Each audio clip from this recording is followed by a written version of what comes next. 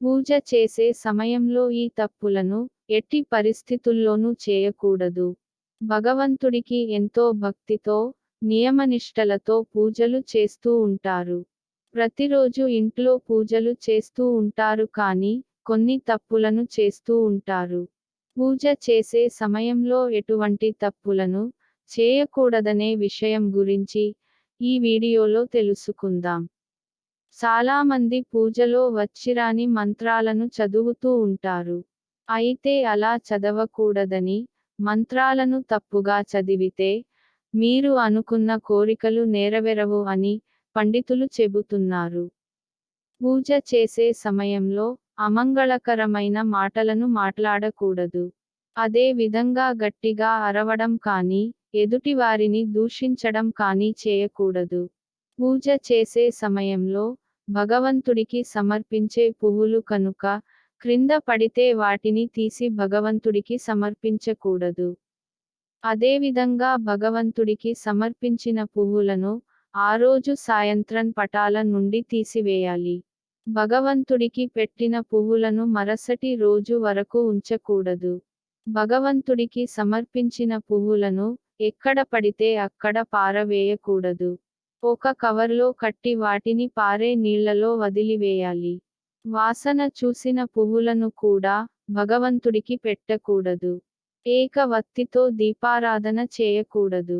భోజనం చేసిన తర్వాత భగవంతుడికి పూజ చేయకూడదు. ఒక దీపపు కుందుతో మరియొక దీపపు కుందెను వెలిగించకూడదు. పూజ చేసేటప్పుడు ఎటువంటి పదార్థాలను నోటిలో వేసుకొని నవలరాదు. పూజ మందిరంలో విరిగిపోయిన లేదా పగిలిపోయిన లేదా చిరిగిన దేవుని పటాలను ఉంచకూడదు. అలా ఉంచడం వలన మీరు చేసిన పూజకు ఫలితం రాదు. అదే విధంగా పూజా మందిరంలో పూర్వీకుల చిత్రపటాలను ఉంచకూడదు. పూజ చేసేటప్పుడు చిరిగిన లేదా మాసిపోయిన బట్టలను వేసుకొని పూజ చేయకూడదు. అలా చేయడం వలన దరిద్రం అనేది ఇంటిలో తిష్ట వేసుకొని కూర్చుంటుంది. కనుక పూజ చేసేటప్పుడు పరిశుభ్రమైన బట్టలను మాత్రమే ధరించవలెను. దీపాన్ని వెలిగించేటప్పుడు దీపం క్రింద ఒక తమలపాకును లేదా చిన్న ప్లేటును వేసి, దానిపై దీపపు కుందెను పెట్టి దీపాన్ని వెలిగించాలి. స్టీల్ కుందుల్లో దీపారాధన చేయకూడదు. అలాగే ఇనుముతో తయారు చేసిన కుందుల్లో కూడా దీపారాధన చేయకూడదు. దీపారాధన అనేది ఇత్తడి కుందులో చేస్తే, అది బంగారపు కుందులు చేసినంత ఫలితం దక్కుతుంది. ఇత్తడి కుందులో కుదరని వారు, మట్టి ప్రమిదలో అయినా దీపారాధన చేస్తే, ఉత్తమ ఫలితాలు కలుగుతాయి. ఎప్పుడూ కూడా ఒక ప్రమిదలో దీపారాధన చేయకూడదు. ఒక ప్రమిదపై మరియొక ప్రమిదని పెట్టి, దీపారాధన చేయవలెను.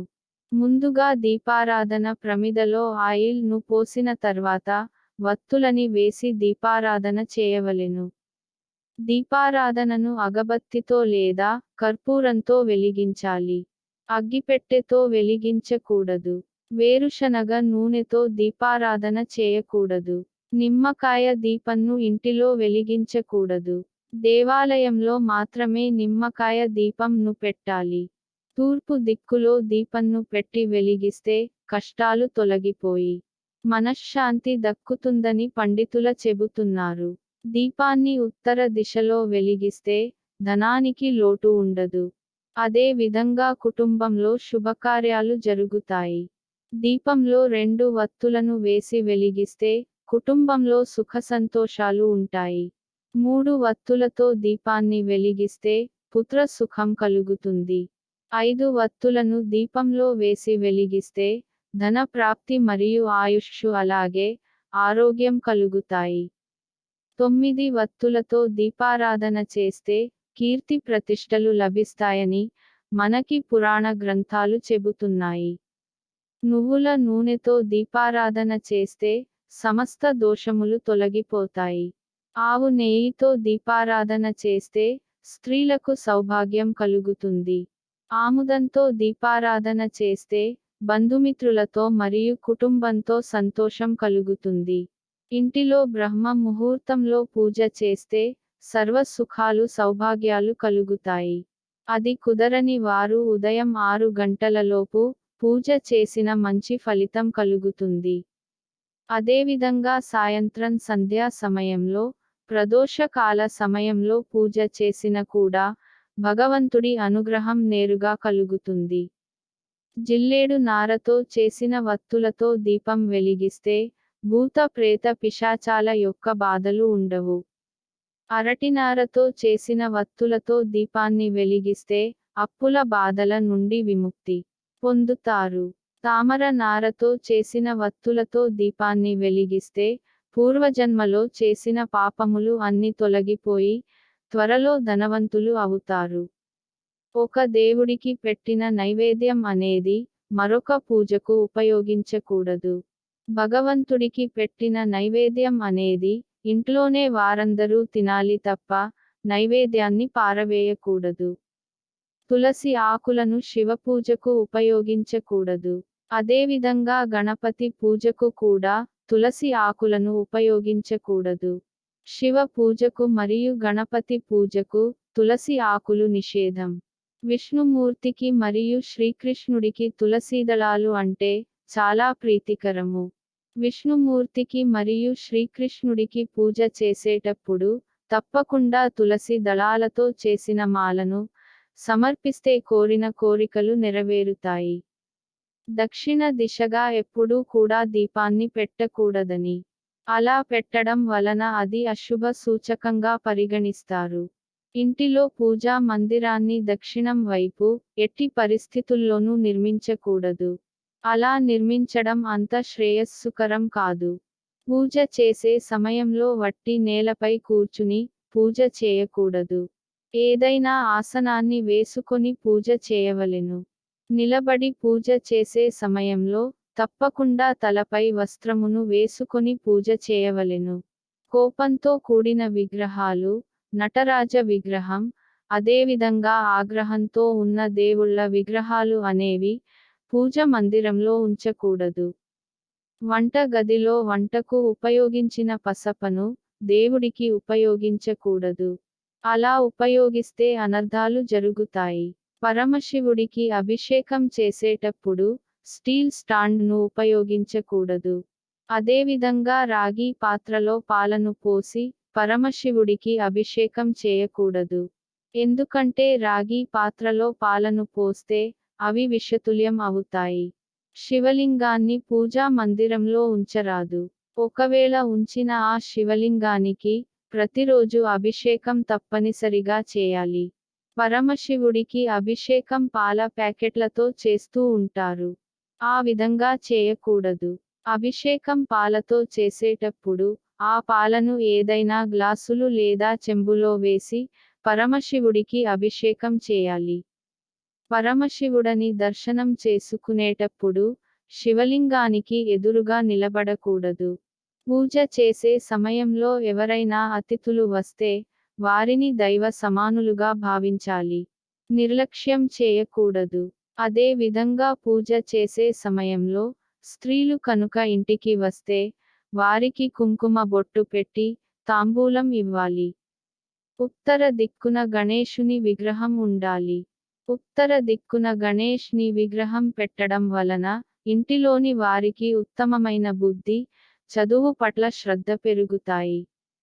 పూజ గదిని మంగళవారం నాడు, శుక్రవారం నాడు మరియు అమావాస్య రోజున శుభ్రం చేయకూడదు. పూజగదిని గురువారం రోజున శుభ్రం చేస్తే మంచి ఫలితం కలుగుతుంది. పూజలో అక్షింతలుగా ఉపయోగించి బియ్యంలో నూకలు అనేవి ఉండకూడదు. అలా నూకలుగా ఉన్న అక్షింతలను ఉపయోగిస్తే చెడు జరుగుతుందని పండితులు చెబుతున్నారు. పరమశివుడికి కొబ్బరికాయ అన్న, కొబ్బరి నూనె అన్న ఇష్టపడతారు. కనుక కొబ్బరి నూనెతో పరమశివుడికి దీపారాధన చేస్తే భగవంతుడి యొక్క అనుగ్రహం కలుగుతుంది. అదే విధంగా భార్యాభర్తల మధ్య అన్యోన్యత పెరుగుతుంది. విఘ్నేశ్వరుడికి నువ్వుల నూనెతో దీపారాధన చేయడం మంచిది కాదు. కొబ్బరి నూనెతో లేదా ఆవు నెయ్యితో దీపారాధన చేయడం ఉత్తమము. ఏ దేవుడికి ఏ నైవేద్యం ఇష్టపడతారో ఆ నైవేద్యాన్ని భగవంతుడికి సమర్పిస్తే కోరిన కోరికలు నెరవేరుతాయి. భగవంతుడికి కొబ్బరికాయలు నైవేద్యంగా సమర్పిస్తే మీరు అనుకున్న పనులన్నీ ఎటువంటి ఆటంకాలు లేకుండా జరుగుతాయి. గణపతికి చిన్న బెల్లం ముక్కను మరియు జామపండులను అదేవిధంగా పంచామృతాలతో అభిషేకం చేసి నైవేద్యంగా పెడితే వ్యాపారం అనేది మంచి లాభాలను గడిస్తుంది. పరమశివుడికి కొబ్బరికాయ ముక్కలలో బెల్లం లేదా పంచదారను కలిపి నైవేద్యంగా సమర్పిస్తే కోరిన కోర్కెలు నెరవేరుతాయి. అరటి పళ్లను భగవంతుడికి నైవేద్యంగా సమర్పిస్తే అనుకున్న కార్యాలు నెరవేరుతాయి. మామిడి పండ్లను నైవేద్యంగా సమర్పిస్తే ప్రభుత్వం నుంచి రావాల్సిన నగదు అనేది ఎటువంటి ఆటంకాలు లేకుండా వస్తుంది. సపోటా పండును నైవేద్యంగా సమర్పిస్తే వివాహం కాని వారికి వివాహం అయ్యే సూచనలు ఎక్కువగా ఉన్నాయి. యాపిల్ పండ్లను భగవంతుడికి నైవేద్యంగా సమర్పిస్తే ధనవంతులు అయ్యే అవకాశం ఎక్కువగా ఉన్నది. దేవుని పూజ మందిరం అనేది ఎప్పుడు పరిశుభ్రంగా ఉంచుకోవాలి. వారానికి ఒకసారైనా దేవుడి పూజ మందిరాన్ని శుభ్రం చేసుకోవాలి. అది కుదరని వారు నెలకు ఒక్కసారైనా పూజ మందిరాన్ని శుభ్రం చేసుకోవాలి. పూజా మందిరంలో కులదైవం ఫోటోలు తప్పకుండా ఉంచాలి. కులదైవం ఫోటోను ఎప్పుడూ కూడా మూలల్లో ఉంచకూడదు. అలా ఉంచడం వలన కులదేవుడి యొక్క అనుగ్రహం కలగదు. మన పూజా మందిరంలోని దేవుని విగ్రహాలు వీలైనంత చిన్నవిగా ఉంచుకోవడం మంచిది. పెద్ద విగ్రహాలను పెట్టడం వలన ప్రతిరోజు మహా నైవేద్యము మరియు అభిషేకాలు తప్పనిసరిగా చేయవలసి ఉంటుంది. ఈశాన్య దిక్కులో శివుని పార్వతీ దేవుని విగ్రహాలు ఉంచడం వలన చంద్రునికి శక్తి పెరిగి ఇంటిలో సంతోషం వెళ్లి నిలుస్తుంది. నిలుచున్న లక్ష్మీదేవి ఫోటోలు పూజ మందిరంలో ఉండకూడదు. ఉగ్రరూపంలో ఉన్న శివుని విగ్రహాలు పూజా మందిరంలో ఉండకూడదు. లక్ష్మీదేవి విగ్రహం లేదా చిత్రపటం ముందు ఒక వెండి గిన్నెలో బియ్యము మరియు గవ్వలు వేసి ఉంచటం వలన ఆ ఇంట్లో లక్ష్మీదేవి అనుగ్రహం కలిగి రుణ బాధల నుండి విముక్తి పొందుతారు అని మన శాస్త్రాలు చెబుతున్నాయి. ఒకే దేవుని విగ్రహాలు లేదా చిత్రపటాలు రెండు కాకుండా ఒక్కొక్కటి మాత్రమే పూజ మందిరంలో ఉంచుకోవాలి. ఇంటిలో గాని పూజా మందిరంలో గాని కాళికాదేవి విగ్రహం ఉండకూడదు అని మన శాస్త్రాలు చెబుతున్నాయి. దేవుని పూజ ఈ సమయంలో చేయడం వలన మంచి